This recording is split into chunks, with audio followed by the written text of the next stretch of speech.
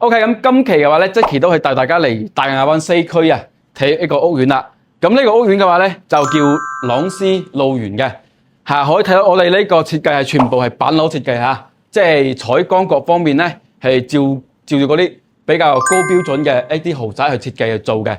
嗱，5、6棟係睇山景嘅，小區花園都做得比較唔錯，有泳池嘅。同埋咧，我哋依家睇嘅係示範單位係95方嘅3房，呢個陽台有6米咁長。闊度嘅話係有2米嘅，咁入到嚟我哋呢個餐廳同埋客廳咧，佢係一樣咁闊嘅，都係3.2米嚇。咁休息區就常規啲啦，就係喺入邊嘅。咁重點同大家講呢個房間，呢個房間係陽台佈建，送一半面積，佢係唔細嘅嚇，佢係完全唔細嘅。咁我係主人房啦。主人房門後邊係做咗一個衣櫃，跟住呢個廁所係乾濕分離嘅，套房做咗一個全景落地窗望我哋呢個花園嘅小區內部花園嘅。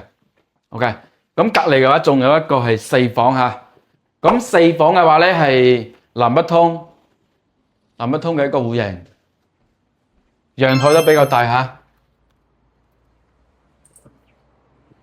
OK， 就呢度係入戶啦。一入嚟就係我哋陽台啦，陽台長度3米，闊度2米嘅，咁佢嘅呢度係大裝修交樓啊嚇，咁好似我哋而家睇到啲門係全部有嘅，咁入嚟嘅話咧，廚房啦，做佢示範單位都做咗一個雙開門嘅冰箱嘅，所以佢係足夠大，跟住佢呢個開間嘅闊度咧會大啲啊，4.5米嘅。嗱，呢度仲有一個大陽台啊！長到7米嘅，嗱，長度係有7米嘅呢個陽台，咁闊度咧都係2.3米，係望住我哋呢個花園啦，係啦。咁咧係入邊有4個休息區，同樣佢係有贈送嘅一個面積嘅。嗱，呢個公共廁所啦，佢就係做咗一個3段式嘅一個隔離嚇。呢個咧。都係陽台佈建嘅一個房間，佢咧咁樣切一半，送一半嘅面積送俾你嘅。跟住我哋而家呢個主人房啦，咁主人房咧係有2個衣櫃嘅，門後邊有一個衣櫃，呢度咧都係預留咗一個空間嚟做櫃嘅。